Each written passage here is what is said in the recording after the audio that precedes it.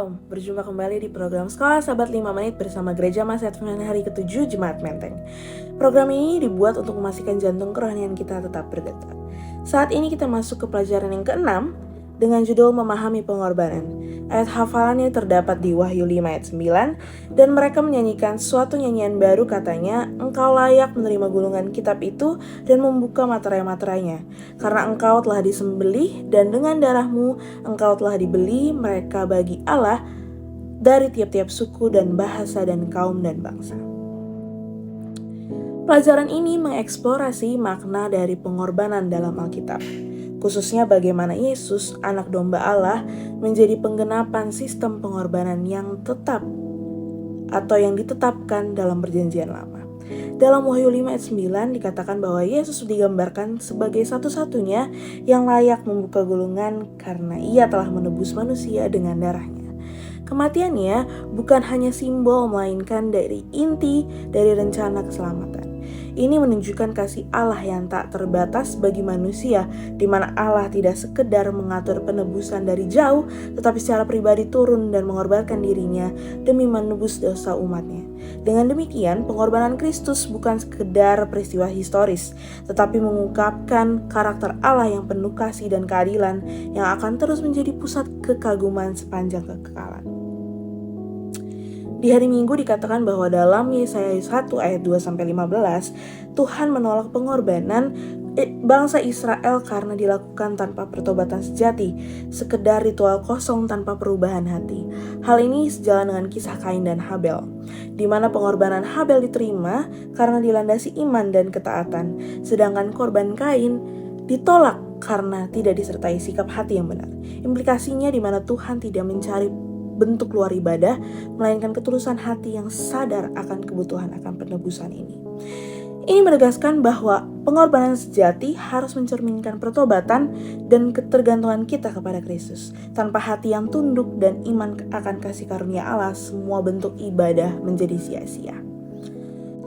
Pengorbanan hewan dalam perjanjian lama seperti darah lembu dan kambing tidak benar-benar menghapus dosa, melainkan hanya menunjuk pada pengorbanan Kristus yang akan datang dalam Ibrani 10 ayat 3-10. Ini menunjukkan betapa seriusnya dosa di mata Allah, karena bahkan pengorbanan berulang kali tidak cukup untuk menyelesaikan secara tuntas. Namun, ketika Yesus mati di kayu salib, ia menjadi korban yang sempurna dan mencukupi seluruh umat manusia. Pengorbanannya bukan hanya simbol, melainkan pemenuhan seluruh sistem hukum dan bayangan hukum Taurat. Oleh karena itu, memahami keterbatasan korban hewan menolong kita menyadari betapa besar kasih dan kuasa pengampunan yang tersedia melalui Kristus.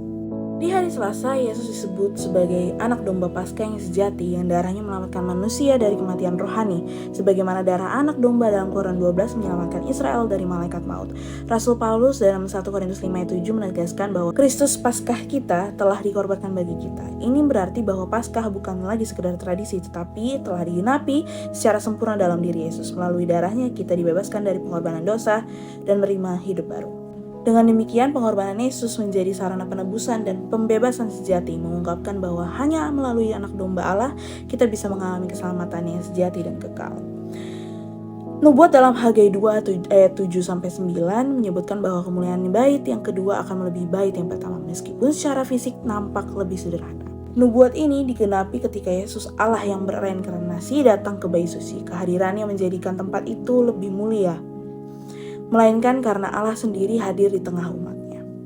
Hal ini menunjukkan bahwa penggenapan tertinggi dari rencana keselamatan bukan terletak pada tempat, tetapi pada pribadi, yaitu Yesus Kristus.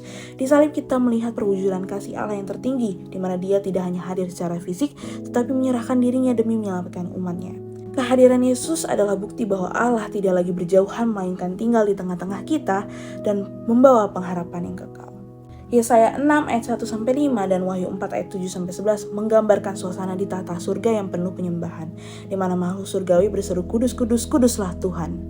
Kedua nabi, yaitu Yesaya dan Yohanes, merespon dengan kesadaran akan ketidaklayakan mereka di hadapan Allah yang Maha Kudus. Ini menunjukkan bahwa kekudusan Allah begitu besar hingga manusia tak mungkin mendekatkan tanpa penebusan. Implikasi teologisnya adalah Melalui pengorbanan Yesus, anak domba yang disembelih, kita dijadikan layak menyembah dan hidup dalam kekudusan.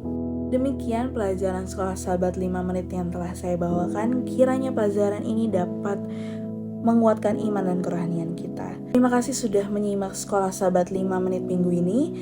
Jangan lupa untuk like, share, dan subscribe channel Gereja Masehi Advent Hari ke-7 Jumat Menteng. Sampai jumpa di pelajaran selanjutnya. Sekolah Sahabat yang bersahabat, bersemangat, semua terlibat, jangan terlambat. Tuhan Yesus memberkati.